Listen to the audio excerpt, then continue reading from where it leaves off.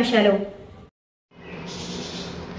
కత్తులతో మీడియాపై దాడికి ప్రయత్నించిన ఇసుక మాఫియా. నిడదవోలు మండలం పదలపుర్ర ఇసుక ర్యాంపులో మీడియాపై దాడికి పాల్పడిన ఇసుక మాఫియా. అనధికారికంగా ర్యాంపు నుంచి ఇసుక తరలిస్తున్నారని గ్రామస్తులు మీడియాకు సమాచారం. ర్యాంపుకు చేరుకున్న మీడియా ప్రతినిధి వీడియో చిత్రీకరిస్తున్న సమయంలో ఒక్కసారి కత్తులతో దాడికి పాల్పడిన ఇసుక మాఫియా గుండాలు. వెంటనే డైల్ 100కి కాల్ చేసి సమాచారం ఇవ్వడంతో ఘటనా ప్రాంతానికి చేరుకున్న ఎస్ఐ మరియు సిబ్బంది. నిడదవోలు ఎలక్ట్రానిక్ మీడియా యూనియన్ ద్వారా బాధితుడు పోలీస్ స్టేషన్లో ఫిర్యాదు చేసిన వైనం.